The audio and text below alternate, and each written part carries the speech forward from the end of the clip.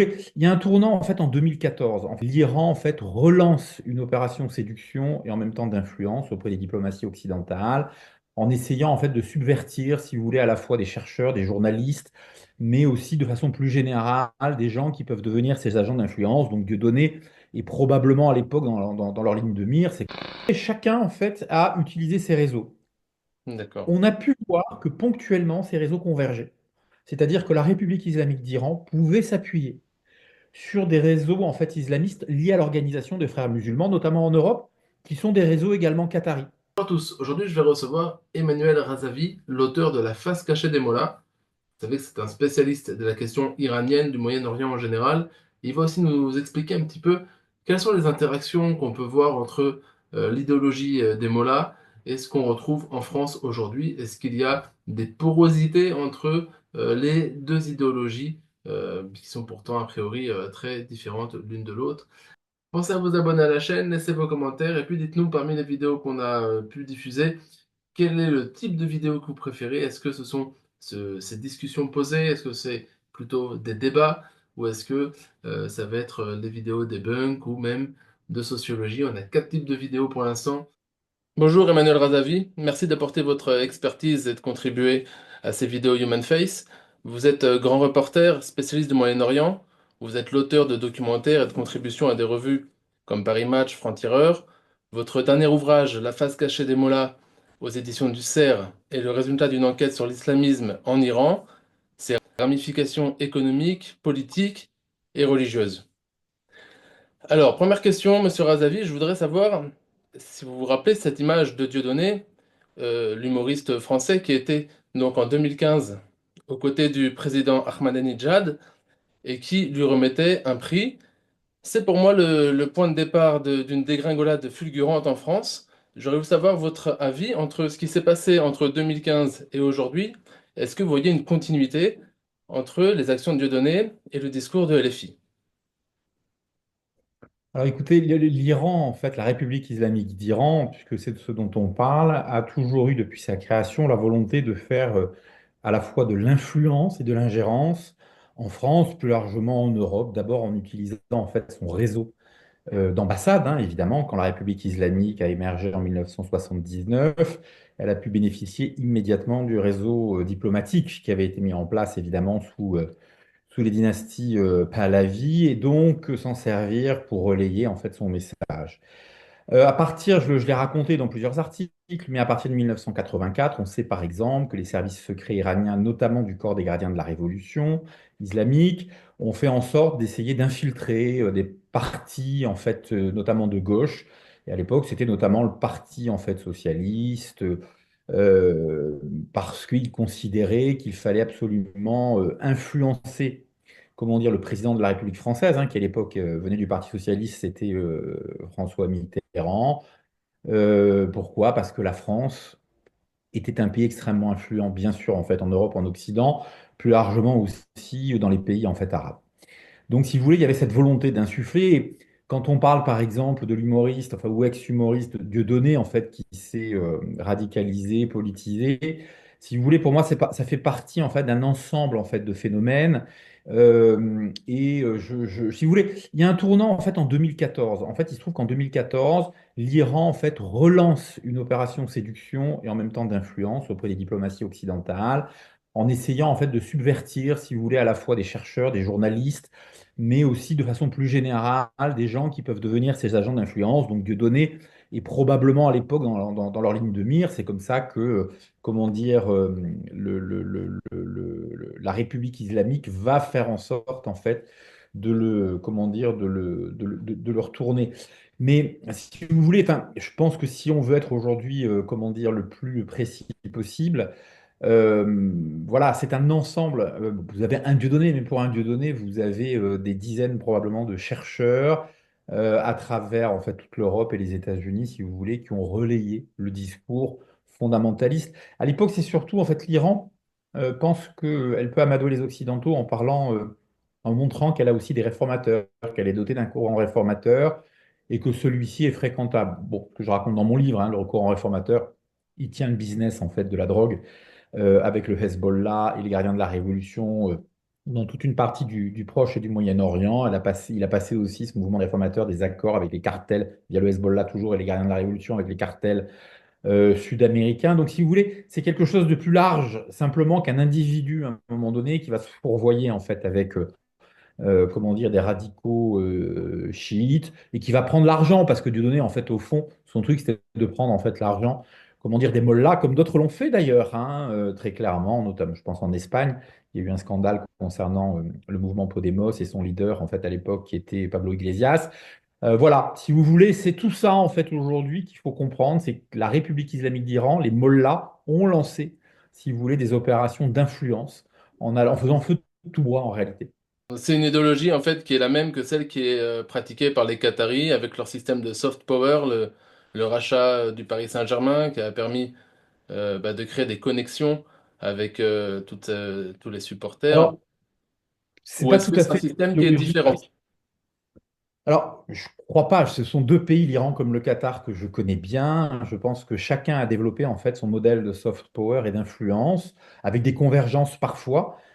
Ça, c'est tout à fait vrai. Et puis parfois des antagonismes. Il faut comprendre que en fait, l'Iran, comme je vous l'ai dit, dès 1979, quand le Qatar encore n'était pas grand-chose, l'Iran avait un réseau d'ambassades, d'accord, à travers le monde qu'elle a pu utiliser, si vous voulez, à ses fins en fait de soft power et de propagande. Elle a utilisé ce réseau d'ambassades et notamment parfois des conseillers, même souvent des conseillers culturels hein, qui étaient en poste dans leurs ambassades pour approcher des gens de l'intelligentsia, par exemple en France, mais aussi pour créer des fondations, des associations culturelles, organiser des conférences durant lesquelles, même des cours de persan, lors desquels on pouvait approcher des gens et les retourner, ou en tout cas faire en sorte qu'ils deviennent des relais de l'influence iranienne. Le Qatar, c'est un peu différent parce que le Qatar, si vous voulez, a considéré qu'il fallait utiliser le réseau en fait des frères musulmans. Pourquoi? Parce que le Qatar est wahhabite. Donc le Qatar vient d'un islam en fait extrêmement rigoriste. Et la mutation, je dirais, vers en fait les frères musulmans, elle s'est faite parce que le Qatar, qui avait beaucoup d'argent évidemment, et qui a toujours beaucoup d'argent, du gaz et du pétrole, a considéré qu'il fallait utiliser les frères musulmans comme le relais dans un premier temps, un relais à la fois culturel, diplomatique et même économique au Proche et au Moyen-Orient. Parce que chez les frères musulmans, vous avez plein de gens qui ont des entreprises, des gens qui sont cadres dans des entreprises aussi, etc. Et le Qatar a considéré que les frères musulmans incarnaient en fait un, comment dire, un islam qui était un peu moins, comment dire, rigoriste que le wahhabisme. Alors, c'est sûr que quand on est qatari, on peut considérer que les frères musulmans sont un peu plus modernes que les wahhabites. Pourquoi? Parce que chez les wahhabites, les femmes ne peuvent pas travailler, a priori, ne peuvent pas conduire, même si ça change maintenant. Et les Qataris ont dit, bah, si on instrumentalise les frères musulmans, on va pouvoir montrer que nous sommes des modernisateurs, puisque on va laisser les femmes travailler, on va laisser les femmes conduire, etc., etc. Évidemment, pour nous occidentaux, les frères musulmans représentent un danger. Moi, je souligne toujours que les frères musulmans, ça reste la matrice, comment dire, la matrice du djihad, du djihadisme contemporain. C'est la matrice, en fait, quand vous regardez quels sont les référents en fait d'Al-Qaïda, par exemple, il y a des référents en fait frères musulmans, très clairement. Le vrai fondateur d'Al-Qaïda, c'est Abdallah Azzam, qui lui-même était frère musulman. Bref, donc si vous voulez, comment dire, il y a cette petite en fait différence avec deux pays qui ont des relations, qui entretiennent des relations très compliquées. C'est-à-dire que actuellement, par exemple, leurs services de renseignement sont coordonnés, partagent des informations. Pour autant, il y a toujours des tensions qui tournent notamment autour d'un champ gazier sous-marin qu'ils partagent tous les deux, qui est le champ de North Dome, et sur lesquels il y a souvent des tensions. En fait, il se trouve que l'Iran soutient depuis 2017, le moment où le Qatar a eu, comment dire, une tension réelle avec les Émirats arabes unis et l'Arabie saoudite. L'Iran est venu un petit peu à son secours. Mais si vous voulez, chacun, en fait, a utilisé ses réseaux. D'accord. On a pu voir que ponctuellement, ces réseaux convergeaient. C'est-à-dire que la République islamique d'Iran pouvait s'appuyer sur des réseaux en fait islamistes liés à l'organisation des frères musulmans, notamment en Europe, qui sont des réseaux également qataris. On a pu voir depuis les années 90 notamment que l'Iran, bah, évidemment, pouvait soutenir aussi des organisations terroristes comme le Hamas, bah, qui est aussi soutenu en fait par le Qatar. D'accord? Donc vous avez eu des points de convergence. Ces dernières années, qu'est-ce qu'il s'est passé? Je l'explique dans un de mes papiers apparaître, c'est que l'Iran, la République islamique d'Iran, a décidé de soutenir en fait le Hamas au Proche-Orient, mais en disant au Hamas, on veut profiter en fait de vos réseaux en Europe. Donc il y a une forme de deal. C'est on vous soutient financièrement, on vous soutient militairement, mais vous nous permettez de profiter de vos réseaux. Les Mollahs ont fait la même chose avec le FPLP. C'est-à-dire que le FPLP, qui est un mouvement plutôt marxiste, qui est un mouvement qui a priori n'est pas, enfin, qui n'est pas un mouvement islamiste, mais qui a une convergence avec le Hamas aujourd'hui, enfin depuis plusieurs années, parce que soutenu par l'Iran et poussé par l'Iran à, comment dire, à soutenir en fait sa cause, celle de ses proxys en fait au Proche-Orient.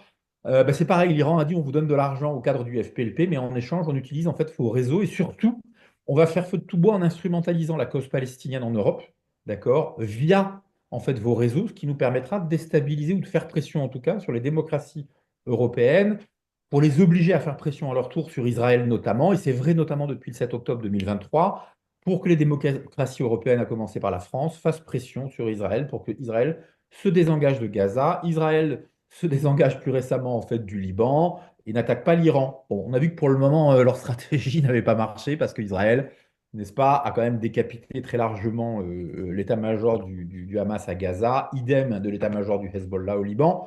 Et l'Iran n'a jamais été aussi fragilisé après la chute de Bachar el-Assad il y a quelques jours. Est-ce qu'il y a lieu de craindre, malgré tout, que ces idéologies-là soient dans des processus de rationalisation? Ce que je veux dire par là, c'est est-ce qu'ils sont en train peut-être de s'allier au fur et à mesure, même s'ils sont très opposés, même si c'est pas le même islam qu'ils pratiquent, est-ce qu'il y a lieu de craindre que dans les années à venir, il y ait un processus de rationalisation contre Israël, notamment puisque c'est leur ennemi numéro un, et aussi avec, contre les États-Unis aussi, bien sûr. Alors, je ne sais pas trop vous répondre parce que je ne suis pas futurologue. Moi, je suis journaliste, donc je suis en plus reporter, donc je raconte des choses que je vois. Et aujourd'hui, d'abord et d'une, il y a une question qu'il faut se poser. Enfin, je veux dire, on aurait eu cet entretien il y a 3 semaines. On n'aurait pas pu deviner que Bachar el-Assad allait tomber 15 jours plus tard. Ce que je veux dire par là, c'est que vous avez une République islamique d'Iran aujourd'hui qui est usée, qui est quasiment asphyxiée. Et je ne suis pas sûr que ce soit de l'intérêt, en fait, d'une monarchie comme le Qatar de soutenir aujourd'hui la République islamique d'Iran dans ses opérations à la fois terroristes. Ça n'a pas marché. Vous voyez bien que la République islamique d'Iran, aujourd'hui, elle est seule, elle est totalement isolée. Enfin, elle cherche maintenant à faire de l'influence beaucoup en Afrique, notamment en Algérie, mais concrètement, il n'y a plus, enfin, si vous voulez, l'axe de la résistance, pardonnez-moi, mais il a pris quand même un coup dans l'aile avec la chute de Bachar el-Assad. Il n'y a plus d'axe de la résistance chiite, c'est terminé. La stratégie israélienne a, pour le moment en tout cas, semble-t-il, été assez efficace pour l'affaiblir, d'accord? Et comme les Qataris sont des pragmatiques et que les Qataris, si vous voulez, n'observent une stratégie qu'en fonction de l'intérêt de leur émirat et non pas, comment dire, d'un djihad global, contrairement aux mollahs iraniens. Je connais bien le Qatar, hein, j'y ai vécu, hein, j'ai passé 3 ans. Je peux vous dire que ce sont des pragmatiques. C'est-à-dire que même s'ils manipulent les réseaux fréristes, ceux des frères musulmans, je veux dire par là que ils pensent à leur intérêt et à leur façon de rayonner et de continuer à faire du business. Il faut comprendre que ces émirats, comme l'émirat du Qatar, ils ont conscience que le pétrole comme le gaz sont des ressources qui vont disparaître. Et donc, ils ont besoin d'investir. C'est pour ça qu'ils ont investi dans le luxe, qu'ils ont investi dans le tourisme. Et que pour survivre, ça passe aussi par des rapports à terme qui sont des rapports équilibrés, en tout cas avec l'Occident. Aujourd'hui, on est à la fois dans des rapports avec des islamistes, je disais les frères musulmans, hein, qui sont la matrice du djihadisme moderne et contemporain, et en même temps l'Occident. Donc à un moment donné, ça va plus être tenable. Ils vont être obligés de faire des choix, mais je ne crois pas que ces choix, ils puissent les faire en fonction, ou ils ont envie de les faire en fonction des mollahs iraniens, dont ils voient que leur stratégie aujourd'hui, bah, elle n'a pas marché, quoi, hein, sincèrement. Moi, quand je pense à tous ces gens qui ont eu peur de l'Iran, et qui se sont même fait parfois les relais de la menace iranienne. Bon, aujourd'hui, l'Iran, ça représente quoi? Il y a un Iranien sur deux qui vit en dessous du seuil de pauvreté. Vous n'avez, à l'heure où on se parle, vous avez vu, les écoles sont sans électricité. Alors certes, il y a le problème de l'hiver, mais c'est surtout qu'il n'y a plus d'électricité en fait en Iran, dans plein de provinces, dans plein de grandes villes. Le régime des mollahs, ils sont en train de s'entretuer entre réformateurs et conservateurs. J'ai moi des gens du régime avec lesquels je parle qui me disent eux-mêmes que le régime est fini. Donc vous voyez, faire des prévisions sur des années, même des semaines aujourd'hui d'ailleurs, ça me paraît toujours un jeu dangereux pour le journaliste que je suis, parce que ça va très très vite. et que si les Occidentaux, pour moi l'inconnu, c'est que vont faire les Américains, que vont faire les Occidentaux vis-à-vis de, comment dire, de l'Iran. Si les Occidentaux décident de laisser le régime en place, sans doute restera-t-il en place. Mais là, il est usé. C'est-à-dire que si demain Israël décidait de le faire tomber ou les Américains décidaient de le faire tomber, il y a fort à parier qu'ils ne tiennent pas très longtemps. Ça veut dire que les Iraniens seuls, la jeunesse iranienne, on la voit dans la rue, on voit qu'ils font le maximum pour essayer de résister par rapport à la pression des mollahs. Est-ce que eux, ils ont la capacité à eux seuls de renverser le régime ou est-ce que techniquement c'est strictement impossible? Et auquel cas, dites-nous qui pourrait intervenir, qui aurait la légitimité pour intervenir en Iran alors? Alors, si vous voulez, les Iraniens, il y a 2 ans, quand il y a eu la révolution Zanzendegi Azadi, Femme Vie Liberté, ils sont descendus dans les rues, ils se sont fait tirer dessus. Je me souviens qu'à l'époque, quand j'interviewais ces jeunes Iraniens, alors je dis ces jeunes Iraniens parce qu'il y avait des femmes, bien sûr, qui revendiquaient le fait qu'on les laisse libres de ne pas porter le voile, mais les hommes sont venus les protéger aussi, les jeunes hommes notamment, et surtout derrière le voile, il y avait des revendications à la fois sociales et économiques, il ne faut jamais le perdre de vue. Mais ils sont descendus dans la rue pensant que les Occidentaux allaient les soutenir. Vous avez vu qu'ils ont été rapidement découragés parce qu'ils se sont fait tirer dessus. Il y a eu, je ne sais plus combien, il y a eu plus de 20 000 arrestations, plusieurs centaines de morts, et personne n'est venu les soutenir. Moi, je peux vous dire que dans les récentes discussions que j'ai eues avec des jeunes Iraniens, même d'ailleurs plus généralement, des Iraniens de tout âge et de toute catégorie sociale, des jeunes comme des moins jeunes. J'ai beaucoup parlé avec des gens de Ispahan et Téhéran. Ils disent, écoutez, aujourd'hui, il y a une bonne fenêtre pour qu'Israël vienne bombarder l'Iran, mais attention, il faut bombarder des sites militaires. Il ne faut pas qu'Israël vienne bombarder des sites nucléaires parce que ça risque de déclencher une catastrophe écologique. Vrai, pas vrai, j'ai pas la légitimité, je ne suis pas spécialiste du nucléaire, mais en tout cas, c'est ce qu'ils disent. Voilà, et ils disent surtout pas les puits de pétrole parce que l'économie est tellement en fait Mental. déconstruite, détruite, Mhm. on va avoir besoin de relancer la machine très rapidement. Donc leur truc, c'est de dire on attend qu'Israël vienne bombarder. Je l'ai entendu, si je ne l'ai pas entendu 100 fois, je ne l'ai pas entendu une fois. Mais vous voyez, selon certaines conditions. Et ils disent là, à ce moment-là, nous redescendrons dans la rue et c'est nous qui ferons tomber en fait le régime parce qu'il est arrivé, il sera totalement en fait privé de tous ses moyens. Moi, des Iraniens m'ont dit encore il n'y a pas longtemps, de toute façon, comme on n'a plus de quoi manger, de plus de quoi se nourrir, soit on mourra de faim, soit on mourra chez nous, soit on mourra dans la rue. Donc autant qu'on meurt dans la rue. Vous voyez, vous avez ça aussi. Alors, ce n'est pas 100% d'Iraniens, mais c'est une forte majorité des Iraniens, très clairement aujourd'hui, qui sont arrivés à fatigue extrême.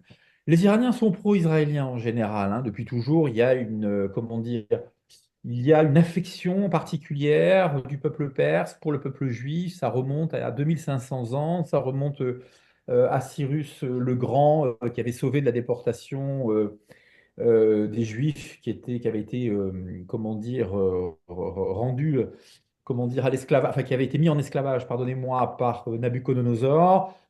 Et c'est un roi perse qui les a sauvés, si vous voulez. Et comment dire, il y a depuis 2500-2600 ans en Perse, puis en Iran, jusqu'à ce qu'il y ait ce gouvernement des mollahs, comment dire, une affection. Les Iraniens considèrent souvent que les Israéliens, ou qu'un juif, c'est un cousin. On le considère comme quelqu'un qui fait partie de notre famille, hein. Je suis d'origine iranienne, vous le savez. Voilà, c'est comme ça. On ne dit pas de mal des Juifs quand on est avec des Iraniens parce qu'on considère que c'est de nous attaquer, nous aussi, si vous voulez. Donc, ils attendent beaucoup après Israël.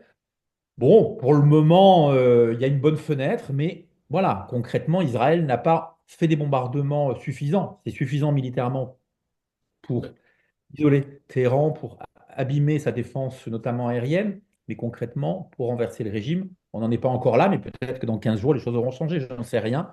Voilà. La deuxième force, si vous voulez, qui a une légitimité auprès des Iraniens, je crois que c'est les Américains. Ces jeunes Iraniens sont toujours... alors quand je dis jeunes, je parle des moins de 40 ans, mais voilà, ils ont toujours un rêve, si vous voulez, d'Amérique. Mais ça, c'est pas nouveau. Le prince Reza Pahlavi, dont on entend de plus en plus parler, je parle à l'intérieur de l'Iran, vous avez dû voir sur des vidéos de plus en plus de tags, sa photo, etc. Bah, il se trouve que, il est irano-américain, oui, c'est un Iranien qui a grandi, vécu, qui a été pilote de chasse aux États-Unis, etc. Donc tout ça représente aussi, je dirais, quelque part quelque chose de très, aujourd'hui, fantasmé, peut-être à raison, hein, on verra ce qui se passera dans les prochaines semaines. Voilà, mais Israël, États-Unis. La France, aujourd'hui, si vous voulez, les Iraniens qui adorent la France. Les Iraniens, ils sont très francophiles en général. Ils sont très déçus globalement par la politique d'Emmanuel Macron. Moi, c'est ce que j'ai vu depuis 2 ans. C'est que dans. C'est pas moi ce que je pense, hein, ce que je suis en train de vous dire, c'est ce qu'ils Bien sûr, disent. ouais. Ils disent que Emmanuel Macron, si vous voulez, alors que il recevait par exemple Massi Alinejad d'un côté, il allait serrer la main de l'autre à Ibrahim Raisi, l'ex-président iranien là, qui est mort dans un accident d'hélicoptère. Raisi, il a pris le boucher de Téhéran. Vous savez pourquoi? Il a présidé à plus de 8000 exécutions en Iran dans les années 80. C'était un salopard, si vous voulez. Les Iraniens étaient persuadés, si vous voulez, que la France allait les soutenir. Bon, la France, elle a eu un discours qui était ah oui, mais c'est trop compliqué, les Iraniens, on ne sait pas quel est le bon mouvement d'opposition, ils ne sont pas coordonnés. Bon, ce qui me paraît assez limite, si vous voulez. Mais bon, encore une fois, on en revient à ce que je disais tout à l'heure, c'est une somme de chercheurs plutôt favorable, peut-être au régime iranien, au régime des mollahs, ont fait passer des informations qui parfois n'étaient pas les bonnes.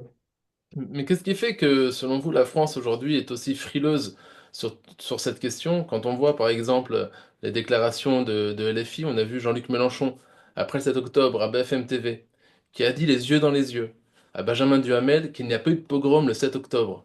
Et derrière ça, on ne voit pas de président qui se lève, on ne voit pas vraiment de ministre, on voit de temps en temps certaines interviews où certains députés ont commencé à se mêler un petit peu, mais on n'a pas vraiment vu la force de la République française derrière ça, qui viendrait ben, pour contrecarrer le discours de LFI, pour expliquer à ses électeurs que non, ce qui s'est passé, c'est bien un pogrom. Et donc on voit qu'il y a une certaine connivence avec ces idéologies pro-islamistes radicales. D'où est-ce que ça vient? Est-ce que ça vient de leur naïveté, ou est-ce que ben, simplement ils le savent, mais il y a des choses il y a des choses qui gênent? Je pense que c'est un ensemble de choses, si vous voulez. Je le raconte dans mon livre, dans la face cachée des mollahs.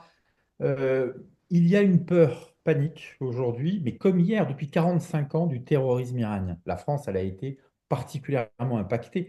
Vous vous souvenez en 1983 de l'attentat du Drakkar qui a tué une cinquantaine de nos parachutistes à Beyrouth. C'était le Hezbollah, mais le Hezbollah, c'est le bras armé en fait de l'Iran au Liban. Il y a eu les attentats en France aussi dans les années 80, si vous voulez. Il y a la diplomatie des otages. Vous savez que nous avons 3 otages dans les geôles iraniennes. Donc il y a toujours en fait ce chantage au terrorisme, cette diplomatie de la terreur qui est exercée par l'Iran, la République islamique d'Iran, sur la France, qui fait peur. Voilà. Et moi, je peux vous le dire, hein, j'ai des gens avec qui j'ai discuté, des diplomates en poste ou anciens diplomates, des gens du renseignement ou anciennement du renseignement, qui m'ont tous expliqué que il y avait cette peur panique en fait du terrorisme en fait iranien en fait en France, dans un moment, si vous voulez quand même, où la France, elle est très fragilisée. Enfin, je vous apprends rien. Vous avez vu que comment dire, nos banlieues sont capables de se soulever en fait. Vous avez vu ce qui s'est passé quand même il n'y a pas si longtemps que ça, après la mort du jeune Naël. On est capable de foutre, des gamins sont capables d'aller tirer au mortier sur des commissariats de police et de foutre le feu, si vous voulez, à des salles culturelles dans plein de Même, je dirais, quartiers. sur l'Élysée au Mortier il y a 2 jours. Voilà, mais en l'occurrence. Donc, si vous voulez, on est dans ce moment, si vous voulez, où on a des politiques qui ne sont pas Roosevelt ou Churchill, je pense, et qui essayent de composer. Alors, il y a deux tendances. Vous voyez, moi, je suis d'origine iranienne, je suis ce qu'on a coutume d'appeler franco-iranien. Moi, je sors d'une famille dont la majeure partie est musulmane, bah, on considère que la France, on s'assimile, on respecte la France. J'ai plein d'Iraniens autour de moi qui considèrent qu'on est français, point barre, et bon, avec la fierté de nos origines, mais on est français, point barre, et notre drapeau, c'est le drapeau bleu, blanc, rouge. Il y a une assimilation, et je pèse mes mots parce que le mot assimilation est important, je l'ai beaucoup entendu chez moi quand j'étais jeune, qui a marché avec la diaspora ou l'immigration iranienne, mais qui n'a pas marché avec une immigration qui venait du Maghreb pour partie. Voilà. Et à partir du moment où on a cédé aux uns, et que les uns, si vous voulez, bah, sont capables en permanence de menacer, c'est important ce que je dis là, parce qu'il y a un fait social dont profite la République islamique d'Iran, comme les islamistes, c'est de dire tout ça, ça crée des fragilités. Des gens qui se revendiquent comme victimes en permanence, des gens qui refusent d'adhérer. Enfin, je vous apprends rien. Il y a une étude qui a été faite je sais plus, c'était il y a 3 ans. Enfin, vous avez, comment dire, chez les moins de 30 ans, chez les musulmans de moins de 30 ans en France, vous avez une montée de l'islam radical qui est effrayant. Si vous voulez, on en est à ça. Donc la France, elle a peur. Nos dirigeants aujourd'hui ont C'est pas plutôt, peur. monsieur Razavu, une adhérence idéologique qui est liée aussi à cette montée woke et on pourrait en avoir pour preuve peut-être le fait que dans le reste de l'Europe, bah, il y a d'autres pays qui sont moins sujets à subir les affres du terrorisme et qui malgré tout bah, soutiennent quelque part activement ou plutôt passivement, mais qui soutiennent quand même l'islam radical. Donc est-ce que bah, c'est pas une adhérence vraiment idéologique quasiment à 100% aujourd'hui, c'est ce qui se passera en Europe. Non, moi je crois pas. Enfin, je crois pas que. Non, non, je pense qu'il y a une forme de relativisme, ce qui n'est pas la même chose. Écoutez, c'est très simple. Moi, j'entends des gens parfois me donner des leçons sur la culture iranienne, alors qu'ils sont allés deux fois, de gens qui sont allés deux fois dans leur vie, deux fois 4 jours dans leur vie, en fait, en Iran. Ce que je veux dire par là, c'est qu'aujourd'hui, tout est équivalent. C'est-à-dire que la parole de quelqu'un qui n'y connaît rien est équivalente à la période, à la parole de quelqu'un qui est issu, en fait, d'un milieu culturel ou qui est expert. Et en fait, ce relativisme ambiant a mis tout à égalité. C'est-à-dire qu'aujourd'hui, on considère que oh, bah, l'islam, bah, l'islam, c'est pas plus mal en fait que la laïcité. L'islam, c'est pas plus mal que le catholicisme. L'islam, c'est pas plus mal en fait que le judaïsme. Je ne sais pas si c'est vrai, si c'est pas vrai. En tout cas, ce relativisme, si vous voulez, a abîmé notre façon de faire de la politique et de nous positionner, de défendre nos valeurs. C'est-à-dire qu'aujourd'hui, et l'un n'empêche pas l'autre, vous parliez du wokisme, je suis d'accord avec vous, le wokisme, si vous voulez, ça a facilité ce relativisme-là. Le wokisme, ça a apporté en plus deux choses. À la fois, si vous voulez, le fait de se dire qu'on est toujours du côté des minorités. Je vais vous raconter une anecdote. Un journaliste je racontais, il y a 2 ou 3 ans, j'ai été blessé pendant les printemps arabes. Et je racontais que c'est des frères musulmans égyptiens qui avaient poignardé mon caméraman, qui m'avaient blessé, etc. Et un journaliste français m'a dit, ah oui, mais bon, si tu avais été cogné par des policiers français, ça aurait été pareil. En fait, tu considérais que les policiers français sont des terroristes et machin. Et je lui dis, c'est ridicule. Je remets les choses dans leur contexte. Les frères musulmans, en l'occurrence, quand ils sont venus en fait nous agresser, ils nous ont traités de sales juifs parce qu'on avait une caméra. Vous voyez, ils ont fait le lien média juif. C'est intéressant. Ok. Pourtant, dans le même temps, vous aviez des chercheurs qui disaient que c'était un espoir démocratique, etc. Ce que je veux vous dire par là, quand je vous donne cet exemple, c'est qu'il y a cette forme de relativisme, cette forme de déconstruction de la réalité ou d'inversion de la réalité, elle a été portée par le wokisme, et ce journaliste, ce confrère-là, était en train de justifier la barbarie, le terrorisme de salopard, en me disant d'ailleurs, hein, moi je serai toujours du côté des faibles. En gros, les frères musulmans, c'est des révolutionnaires islamistes, donc ils sont faibles parce qu'ils se révoltent soi-disant contre l'impérialisme, en gros contre l'Occident, On est d'accord. et ils sont antisémites par-dessus, donc il faut être de leur côté. Le wokisme a facilité, si vous voulez, ça, évidemment. Et puis il y a une deuxième chose, c'est que ça a porté le wokisme aussi la déconstruction. C'est-à-dire qu'on a considéré qu'il fallait déconstruire notre identité et que ça passait par une déconstruction de notre histoire, de nos repères, en fait, historiques. Bon, bah, la France, je suis désolé de vous le dire, hein, elle est judéo-chrétienne, c'est comme ça. L'islam est arrivé, est un phénomène, et j'en parle en étant à l'aise compte tenu de mes origines, c'est un phénomène beaucoup plus récent, si vous voulez. Mais on a l'impression qu'on a voulu donner presque plus à quelque chose qui est récent que à ce qui a construit notre histoire, quitte, comment dire, à saccager finalement à la fois le judaïsme et le christianisme. Vous comprenez ce que je veux dire? J'entends bien. Voilà, et si on peut finir avec une question d'un de nos abonnés, Jean-Louis Panigel, qui me demande comme ça. J'ai vu une news, me dit-il, comme quoi à Téhéran, il y aurait une rue qui serait rebaptisée au nom de Benjamin Netanyahou. Donc il me dit aussi, il y a une chanteuse qui se produit épaules nues, la fameuse étudiante graciée par Khamenei. Comment expliquer ce laxisme? Est-ce que le régime des mollahs bat de l'aile? Vous l'avez un petit peu abordé tout à l'heure. Est-ce qu'il y a des signes qui montreraient que les mollahs commencent à craindre réellement d'être renversés? Moi, écoutez, je peux vous dire une chose, hein. C'est la semaine dernière, j'interviewais quelqu'un qui est vraiment au sein du régime iranien, au sein de l'appareil étatique du régime iranien. Il m'a dit le régime va tomber beaucoup plus vite que tu le crois ou que vous le croyez. Et en fait, c'est assez intéressant parce que d'abord, il a employé le mot régime, alors que les mots-là, ils n'emploient pas ce mot-là en général, ça en dit long. Et c'est quelqu'un de l'intérieur. Ils savent que c'est foutu de toute façon, mais ils essayent encore de se maintenir. Enfin, je vous rappelle qu'ils ont perdu en l'espace d'une année leurs proxys terroristes, tous leurs proxys terroristes du Hamas à Gaza, du djihad islamique avec, ils ont paumé, ils ont réduit, ils ont vu se réduire quasiment à néant l'état-major du Hezbollah, c'est quand même pas rien.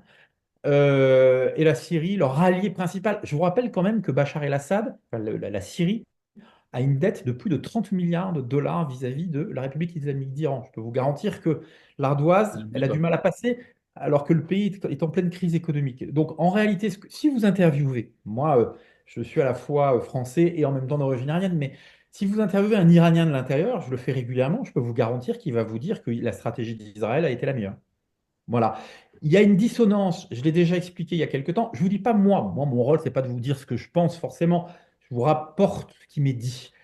Je l'ai dit récemment à propos, je donnais une conférence sur l'Iran avec des amis iraniens. Une jeune fille qui était à Sciences Po nous a interpellés en nous expliquant que ce qui était arrivé, le pogrom du 7 octobre 2023, c'était normal parce que ces mouvements de résistance, vous comprenez, elle parlait évidemment des groupes terroristes du djihad islamique, du Hamas, du FPLP, avaient tellement été persécutés, etc., etc. On lui a expliqué à cette jeune fille qu'elle faisait un peu erreur et que c'était des groupes terroristes financés par l'Iran, on en savait quelque chose, et que, évidemment, si Israël était attaqué au plus profond, en fait, de son âme, ce sont des jeunes qui ont été massacrés, notamment, ce qui est arrivé est absolument terrible, il y a des gens de tous les âges, mais c'est les jeunes qui ont pris la première attaque au Festival Nova qui a été absolument tragique. Si vous voulez, en fait, Israël, ça c'est intéressant. Israël a démontré aujourd'hui que la démocratie, c'est presque une question de philosophie politique pour moi. La démocratie, elle était moins défendue aujourd'hui par nos élites à nous que par Israël.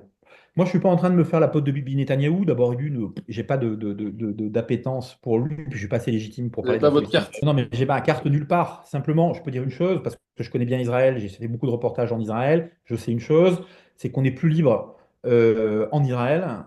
Vous savez, c'est ce que je raconte depuis 25 ans. Je dis toujours à mes amis, quand on va à Gaza, difficile d'aller dans un bar et de commander une bière parce on est arrêté, on prend une balle dans la nuque, on est pendu.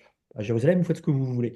Alors, je ne veux pas être réducteur en disant que la démocratie, c'est ça, mais c'est quand même ça aussi. Oui, c'est Voilà, ça. il faut le rappeler. Voilà. Et Israël, aujourd'hui, c'est pour ça que je dis que c'est une question presque de philosophie politique, c'est qu'un État, une démocratie, qui est en état de survie, très clairement, défend l'ensemble des démocraties, lesquelles ne viennent pas la soutenir. Moi, je suis tout à fait en désaccord avec le fait qu'on ne soutienne pas Israël. Bibi Netanyahou, pour moi, n'est même pas le sujet, si vous voulez. Il faut soutenir Israël parce que c'est une démocratie, que la France est une démocratie et que l'Europe, au sens large, est composée de démocraties, ou en tout cas de monarchies parlementaires qui se comportent telles des démocraties. Ah, mais Le ils vont sujet, vous il est objecter le droit international tout de suite. Ils vont dire, il n'y a pas de démocratie qui ne respecte pas le droit international. Chose à laquelle moi j'ai l'habitude de répondre. L'autre interlocuteur, à savoir le Hamas, ne respecte pas du tout non plus le droit international. Donc on est dans un jeu géopolitique où finalement on ne peut pas non plus respecter le droit international parce que sinon on perdrait tout de suite. C'est en tout En cas fait, je pense que d'ailleurs, le sujet n'est mon point de même vue. plus le droit international parce qu'on voudrait, vous savez, moi j'ai couvert beaucoup de guerres depuis presque 30 ans. On a une vision, et moi j'ai une formation de sciences politiques, j'ai étudié le droit humanitaire, si vous voulez, ou le droit de la guerre, on voudrait que les guerres se passent, comment dire, presque comme une partie de cartes ou une partie de billard. Dans une guerre, malheureusement, bien sûr qu'il y a systématiquement des dérapages, bien sûr qu'il y a aussi régulièrement des crimes de guerre qui sont commis. Mais la question est qui a commencé? La deuxième chose, c'est si la France demain était attaquée par la Belgique ou d'un commando qui, depuis la Belgique, viennent dans la région nord de la France et fassent exactement ce qui a été fait par le Hamas Ouais, il n'y aurait pas de en sujet. Israël. Quelle sera notre réaction? On va invoquer le droit international et ne pas bouger? Donc, à un moment donné, si vous voulez, il ne faut pas se leurrer. Moi, je connais très bien, je suis un spécialiste des frères musulmans et j'ai rencontré beaucoup de cadres des frères musulmans depuis 30 ans dans plusieurs pays. Ils le disent. Leurs principaux théoriciens comme Sayed Qutb l'écrivaient dans leurs textes. C'est tuer les juifs, les chrétiens, les chiites. D'ailleurs, c'est intéressant. Ils font la jonction, l'Iran, avec des terroristes issus des frères musulmans qui veulent pourtant les supprimer. Vous voyez ce que je veux dire? C'est-à-dire que quand je vous parle de philosophie politique aujourd'hui, c'est il faut se poser des questions. Il ne faut jamais légitimer les crimes de guerre, il faut punir les gens qui en ont commis, très clairement, les traduire devant des tribunaux. Mais pour autant, vous ne pouvez pas condamner une démocratie qui se défend et qui, par là même, aujourd'hui, défend, moi je pense, après, l'avenir dira peut-être que je me suis trompé, si je vous parle de mes convictions d'homme de terrain, voilà. Bon, vous savez, j'ai couvert, moi, des combats avec l'armée israélienne, je me souviens notamment de 2006, j'ai couvert l'intifada, la deuxième intifada. J'ai vu, moi, plutôt les soldats israéliens bien se comporter, prévenir en général les populations qu'ils allaient bombarder. Bon, voilà, ça n'empêche pas qu'il y ait la guerre, ça n'empêche pas qu'il y ait des morts, c'est tragique. Les morts, je le dis souvent, sont les mêmes des deux côtés. C'est une tragédie de voir des enfants palestiniens tués, mais encore une fois, le problème, c'est que ça a commencé sur des adolescents israéliens. Je peux vous garantir, je le raconte, je l'ai dit en conférence il n'y a pas longtemps, mais je suis allé dans les kibboutz qui ont été attaqués. Je suis allé sur le site du festival Nova, mais je suis allé dans les kibboutz. Il faut aller sur place. J'ai visionné des images d'ailleurs qui n'ont pas forcément été d'ailleurs montrées en France. Il faut se rendre compte de l'inhumanité de ce qui s'est produit le 7 octobre.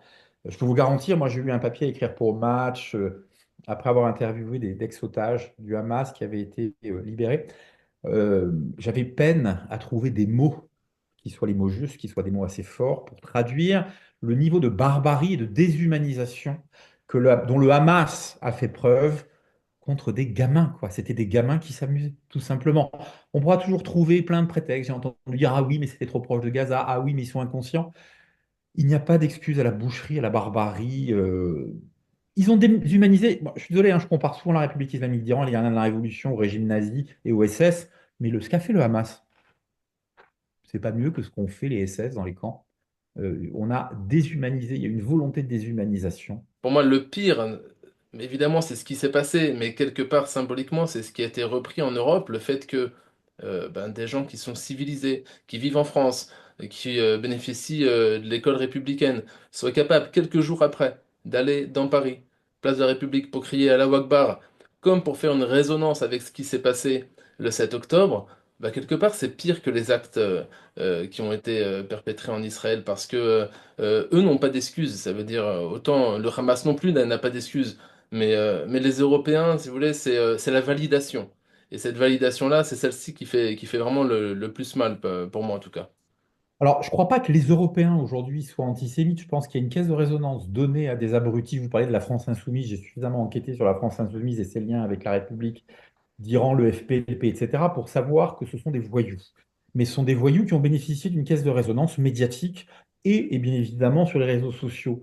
Mais moi, dans mon entourage, je vois plein de gens qui, comme moi, sont choqués, sont attachés à la démocratie, sont choqués par ce qui s'est passé et qui ne cautionnent pas du tout Ah, bien le sûr, fait bien qu'on sûr. Je parle continue de de participer. spécifiquement ceux qui sont venus pour crier Allahu Akbar et pour Oui, mais légitimer en fait ce qui s'est je passé donne ou alors le beaucoup. nier. Alors, il y a aujourd'hui en France un antisémitisme dangereux qui a ressurgi, qui est porté par notamment par des élus du Parti communiste de la France insoumise qui font le jeu d'organisations palestiniennes ou pro-palestiniennes, en tout cas assurément de l'une d'entre elles qui est le Front populaire de libération de la Palestine, le FPLP, qu'on a vu Soudé, Delogu, Rima Hassan, etc., faire des conférences avec Salah Hamouri, qui est un franco-palestinien qui a été condamné en Israël pour avoir projeté un attentat terroriste contre un rabbin, le grand rabbin d'Israël. Donc ces gens-là participent de la résurgence de l'antisémitisme. En revanche, ces gens-là ne sont pas la France ou ne sont pas l'Europe. Ils n'incarnent pas, je ne crois pas aujourd'hui, la République française, n'en déplaise à Jean-Luc Mélenchon. Ces gens-là, ils incarnent en fait une forme de, comment dire,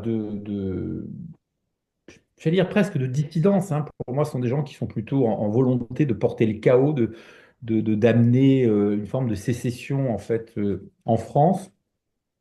Et ce sont des gens qui, parce qu'ils ont perdu leur électorat de base, ont considéré qu'il fallait aller chasser sur les terres musulmanes et qui ont considéré que les musulmans, ils ont repris les théories de Chris-Herman, le communiste anglais dans les années 90, c'est-à-dire que le musulman incarnerait en fait le nouveau prolétaire. C'est un peu ça le truc.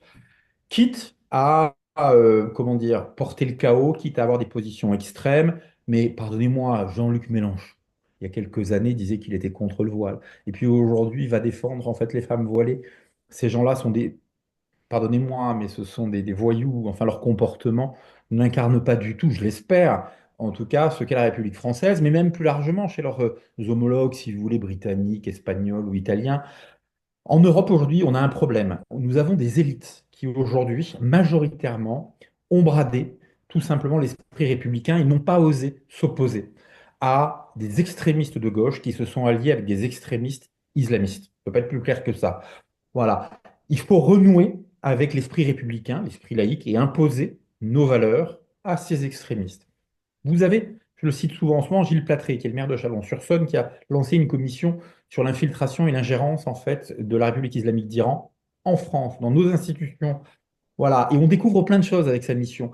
Il faut absolument faire comme lui, avoir le courage de pointer du doigt ce qui va mal, de pointer du doigt et de les documenter, les ingérences en fait de pays étrangers qui sont des soutiens de l'islamisme en France, plus largement en Europe, de les interdire pour préserver notre démocratie. Il y a un vrai combat qui doit être mené aujourd'hui, qui n'est, à mon sens en tout cas, pas suffisamment mené, bien que depuis 30 ans, hein, vous avez plein de journalistes comme moi qui ont documenté tout ça.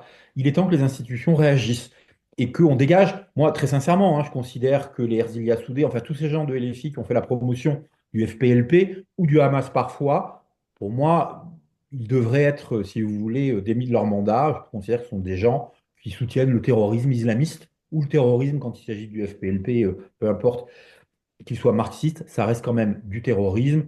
Voilà. Il faut que la République apprenne à nouveau à être ferme et qu'elle arrête de céder, comme elle le fait depuis 40 ans, à des minorités de gens extrêmement radicalisés. Je parlais effectivement de LFI, mais c'est vrai que on voit que au niveau de la rhétorique, le Quai d'Orsay, Emmanuel Macron, qui peut pas nommer le Hezbollah, qui peut pas nommer le Hamas, qui sait pas dire le mot terroriste, quand on voit l'ONU qui va chercher Netanyahou au même moment que Mohamed Dave qui est mort au demeurant, c'est-à-dire qu'en fait c'était juste pour le packaging qui nous a fait ça. Alors effectivement, le LFI est marginal, mais au niveau idéologique, il y a des choses qui sont quand même pas claires et on voit que ça grignote quand même. C'est pas pour crier Cassandre, hein, mais on a ce sentiment-là quand même en tout cas.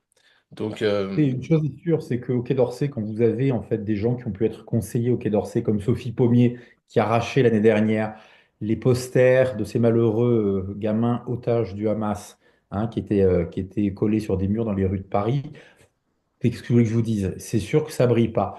Mais je pense que le Quai d'Orsay, heureusement, n'est pas composé que de gens en fait qui pensent comme Madame Pommier, qui sont clairement pour moi hein, des gens qui sont pas pro-palestiniens. Ils s'en rendent compte, ils sont pro-fréristes. Mais si vous voulez, il y a quand même des gens aujourd'hui, je pense, qui font un travail, en fait, qui est un travail salutaire. Ça mettra du temps. On a perdu la bataille contre l'islam radical, en tout cas la première bataille. Il y en a une nouvelle, je pense, qui est portée aujourd'hui par quelques politiques. Je parlais tout à l'heure de Gilles Platré, le maire de Chalon-sur-Saône, qui a mis en place cette mission sur l'islam, enfin sur l'infiltration notamment en fait des agents d'influence en fait iraniens dans les milieux en fait institutionnels français et mission qui va parler aussi de leur relais hein, avec l'islam radical des frères musulmans. Moi, je pense que si vous voulez, cette génération-là, elle est en train de faire des choses. Elle remportera, je l'espère, la deuxième bataille. Mais le travail est long. Il a fallu 40 ans pour déconstruire en fait un modèle en France, et qui est un modèle européen globalement, pour entendre des imbéciles heureux à la télévision nous reprendre en fait la rhétorique des frères musulmans. Vous savez, il y a une chose qui est simple. Vous avez aujourd'hui des gens qui vous disent que le Hezbollah, c'est un parti politique, un parti qui incarne un mouvement de résistance, et puis qui passe complètement de fait sous silence le fait que ce soit un mouvement qui est un mouvement terroriste. Il faut lire la charte du Hezbollah comme il faut lire la charte du Hamas. D'accord? Et donc, ces gens-là, ils imprègnent à force de répéter à l'envi des imbécilités, elles finissent par imprégner certains politiques parfois. Monsieur Razavi, cette interview était passionnante. Je vous remercie de nous avoir consacré du temps. À très bientôt. Merci à vous. J'espère que cette vidéo vous a plu. Pour approfondir la question, il faut lire La face cachée des mollahs. Pensez à vous abonner à Human Face et à partager nos vidéos. Merci, à bientôt. On se retrouve pour un prochain debunk sur Rima Hassan.